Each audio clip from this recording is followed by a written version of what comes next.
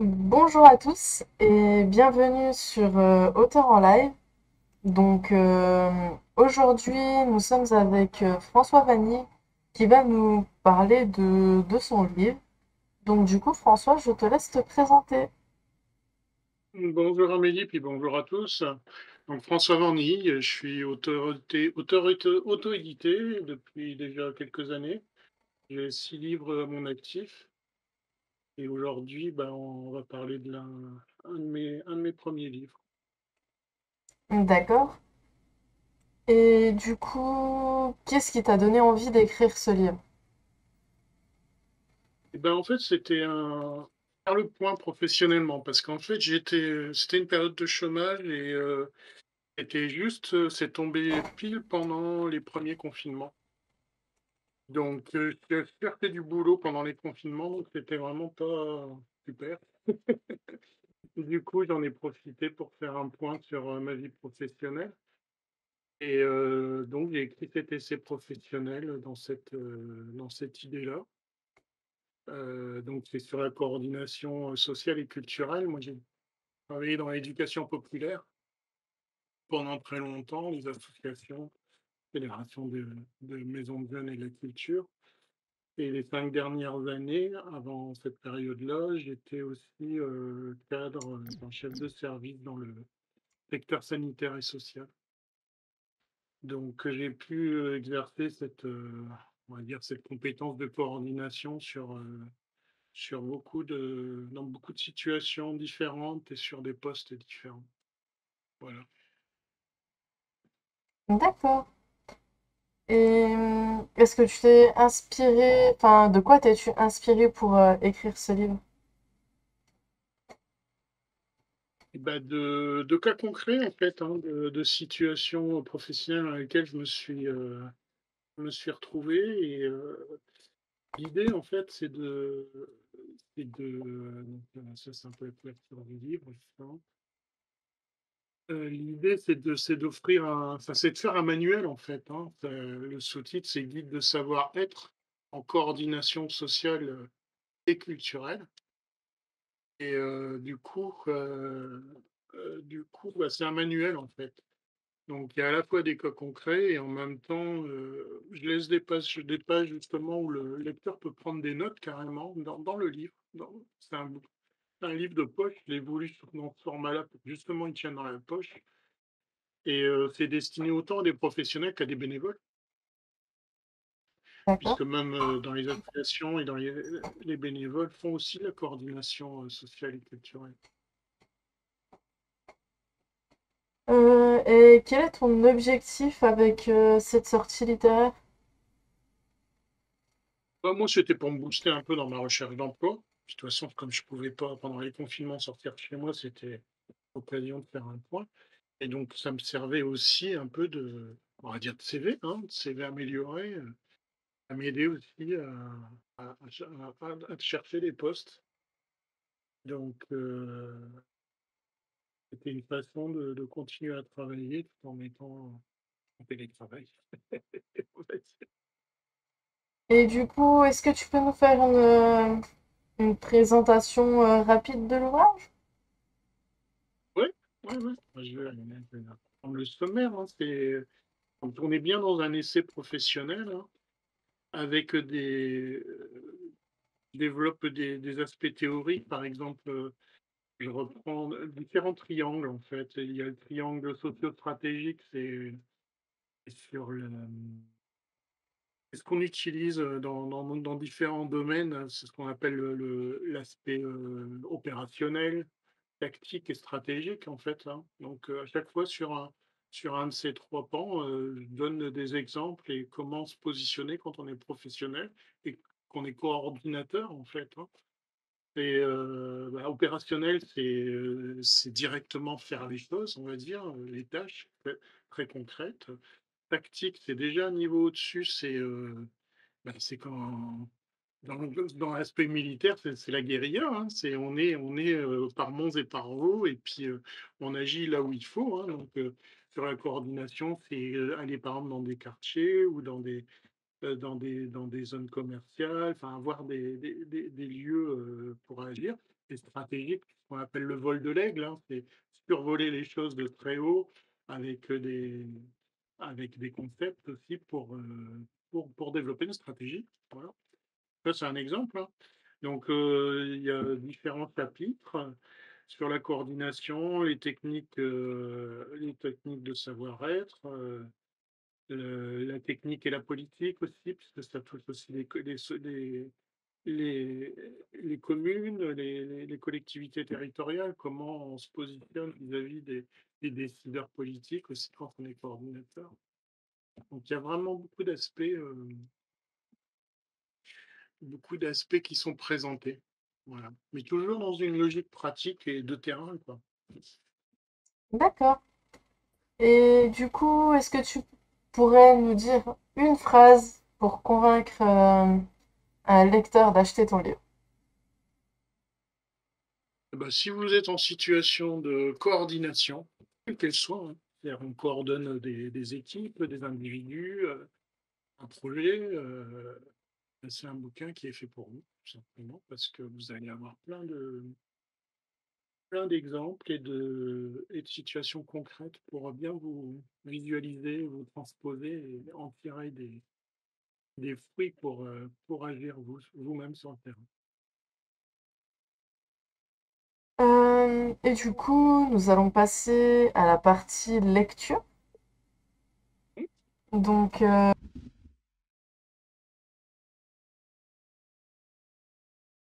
Alors moi, j'ai choisi le passage sur justement le bénévolat, le triangle que j'ai appelé de l'engagement, où on retrouve pareil, toujours c'est un triangle, hein, c'est trois côtés. Donc le bénévole, l'activiste et le militant. Donc je décris un peu comment je les vois et comment ils agissent à l'intérieur de ça. Pour comprendre l'engagement et son apport dans la vie en société, il importe de différencier le bénévole du militant. Le bénévole agit étymologiquement parce qu'il le veut bien, sa motivation est centrée sur l'activité pour laquelle il agit. Il adhère ou non à la cause, à l'association pour laquelle il agit, est pour lui secondaire. Il priorise l'action sur le terrain et la partie opérationnelle de l'action. Quand il agit à un poste tactique ou stratégique dans l'organisation, c'est toujours l'intérêt des bénévoles de terrain qu'il privilégie. Quand il occupe un poste politique, ce sont la place et la légitimité de sa structure sur un territoire donné qui est sa préoccupation. La frontière entre ce qui distingue un bénévole d'un militant peut paraître ténue, mais elle est essentielle quand il s'agit de ne pas faire d'erreur sur le sens qu'il faut donner à la coordination. Les attentes du militant sont fondamentalement différentes de celles du bénévole. Pour le militant, c'est la cause qui importe, au moins autant, voire plus que l'action. L'activité et l'existant peuvent rester secondaires. Il veut transformer le réel pour faire aboutir le projet politique de l'organisation. L'activité bénévole est un moyen pour lui d'agir politiquement en attendant que sa cause s'impose. S'il peut, par un coup d'éclat, y compris modeste, faire aboutir la cause, sans passer par une activité normative ou consensuelle, il choisira toujours cette issue. Même le militant d'une cause pacifiste est le milicien de sa cause. Cela ne se voit pas forcément au premier abord, qui est bénévole, qui est militant dans une organisation. Parfois, leurs actes et leurs discours sont contradictoires par rapport à leur place et leur motivation dans l'organisation. L'organisation, enfin, toujours sous-entendu l'association, la plupart du temps laisse faire, puisqu'elle est confrontée à des individus qui apportent leur bonne volonté en s'engageant auprès d'elle. Elle laisse moins faire quand elle engage des professionnels qui finissent par prétendre faire du bénévolat et être des militants. Le bénévole est lié à la cause, mais il ne la priorise pas. Le militant incarne la cause et pour lui, cette fin justifie les moyens. Cela ne veut pas pour autant dire que le bénévole est moins efficient que le militant. La réalisation des objectifs de terrain permettant à la cause d'exister lui suffisent, il se sent concerné. Le volontaire, notamment dans l'humanitaire, est fondamentalement un bénévole, puisqu'il se définit par sa mission. N'en déplaise à l'imagerie d'Épinal qui fait de lui un aventurier au long cours. Le militant y met tellement du sien, de lui-même, qu'il devient un soldat de la cause. Le retour au statut de bénévole est inconcevable pour lui. Son implication rend son statut irrévocable. L'organisation est une finalité pour le bénévole alors qu'elle n'est qu'un moyen pour le militant. Un militant est donc un bénévole politisé à un degré qui va du sympathisant au fanatique. La parabole de l'omelette au lard synthétise très bien l'enjeu de chacun. Dans l'omelette au lard, la poule est concernée, le cochon est impliqué. Tout l'éventail de l'engagement dans la totalité de ses formes et dispositifs peut être vu dans cette poêle en triangle. Pour le bénévole, le militant, l'activiste est en rapport avec la parabole précédente. Alors, qu'est-ce que l'activiste? Un général d'armée? Non. Il est certes le militant stratège de la cause, mais il est aussi quelqu'un qui a supprimé de façon permanente l'activité du bénévole pour en faire des actions qui rebattent à chaque fois les cartes de la configuration du terrain. Qu'il agisse au niveau opérationnel, tactique ou stratégique, il innovera toujours. Il ne peut être que là où on ne l'attend pas. Cette perspective permet de réaliser que les organisations non gouvernementales ne sont jamais dirigées par des activistes. Voilà.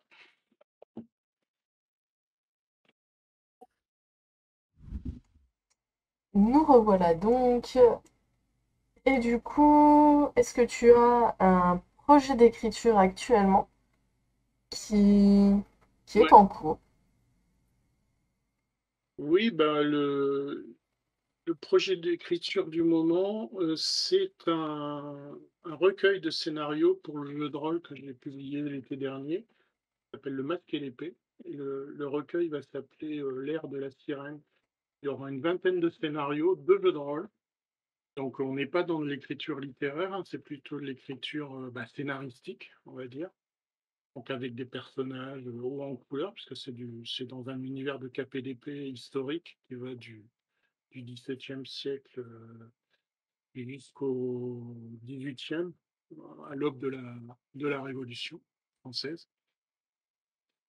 Et donc là, le jeu de rôle a intéressé beaucoup de rôlistes, mais ils m'ont tout de suite demandé d'avoir des scénarios pour pouvoir jouer plus fréquemment avec eux. Donc je travaille sur ce projet-là. Et la dernière fois, quand on s'est vu, j'étais sur deux autres projets d'écriture, mais que j'ai mis en stand-by justement pour travailler sur ce projet-là. Il étaient deux romans pour d'écriture, un KPDP sur le masque et l'épée, justement, mais un roman historique. Et l'autre, c'est un roman de science-fiction. Mais bon, pour l'instant, c'est le recueil de scénarios qui est mon projet d'écriture du moment.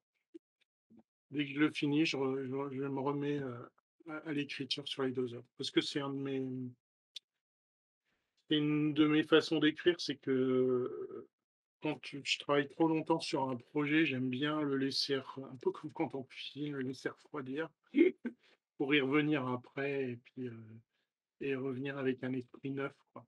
Parce que on- moi, quand je travaille longtemps sur un projet, au bout d'un moment, je sens bien que l'inspiration, un peu, elle s'épuise. Ou il faut aérer, justement, faire des pauses régulières pour que je puisse être à plein rendement.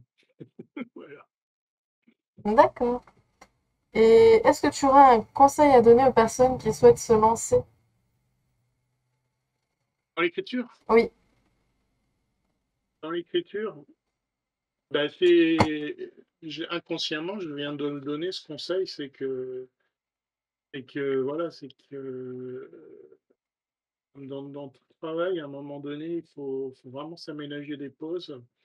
Et là, je parle par rapport à l'inspiration, justement, c'est que l'inspiration, c'est comme une bulle d'air, quoi. Faut régulièrement la laisser s'étendre, quoi. Donc, profiter justement des pauses d'écriture pour pouvoir avancer dans son esprit. Et quand on revient devant la page blanche, justement, on est beaucoup plus près que si on passe des heures à écrire et écrire, quoi. Alors, il y a toujours la phase de relecture, hein, quand on se décide à écrire, mais voilà, le principal conseil, c'est ça, c'est savoir faire des pauses. Et j'ajouterai un deuxième conseil, c'est que il n'y a pas de secret, c'est qu'à un moment donné, il faut s'y mettre, quoi. Le plus dur, c'est de faire le premier pas, quoi. Même si on a un projet de roman et qu'on commence par écrire, autant écrire d'abord une nouvelle, justement la laisser reposer, puis après l'étendre, écrire. de faire un organigramme. Enfin, voilà, chaque écrivain a, a des techniques différentes pour structurer son projet, quoi. D'accord. Je sais pas si j'ai répondu à ta question. Oh, bah, c'était deux conseils, donc il n'y a pas de souci. Et je reviens effectivement Ouais, sur, le plus plus tard. ce que tu as dit concernant les pauses. Bah, mine de rien, le fait d'être auteur, ça reste un métier. Et comme dans tous les métiers, on a besoin de vacances parfois. Et justement, prendre le temps de mettre de côté un peu ce qu'on a fait et y revenir un peu plus tard, c'est entre guillemets ces vacances-là que tout le monde Ah prend oui, oui, par moment. Donc, faut vraiment penser à le faire. C'est important pour pouvoir oui, revenir. oui, bah, ce qu'on appelle la tête dans le guidon, quoi, hein. Quand on a sur un projet d'écriture, si on a la tête dans le guidon du début à la fin, c'est pas bon en général parce que puis au moment justement de la relecture, on va voir qu'on est passé à côté de plein de choses, quoi. Alors que si on a fait plusieurs pauses dans le fil d'écriture, beaucoup plus, c'est plus simple après de faire la partie relecture. Oui. Ben, je propose que nous arrêtions ici pour la partie YouTube. Donc, à bientôt YouTube. N'hésitez pas, si l'ouvrage vous a plu, si ça vous tente, n'hésitez pas à aller dans les commentaires, enfin pas dans les commentaires, dans la description. Vous aurez du coup, bah, que ce soit les contacts de François ou alors un lien pour acheter son roman, vous aurez tout ce qu'il faut. Euh, du coup, n'hésitez pas à aller jeter un petit coup d'œil, etc. Je pense qu'il y a une partie comme souvent par exemple sur Amazon où on peut lire le début d'un roman, tout ça. Je pense que ça doit être le cas pour celui-là aussi, donc n'hésitez pas à aller jeter un coup d'œil si ça a titillé votre curiosité et pourquoi pas l'acheter. On se dit, D'accord. on se dit à bientôt du coup pour une prochaine interview. D'ici là, bah, prenez le temps de lire et surtout de lire nos auteurs français et à bientôt.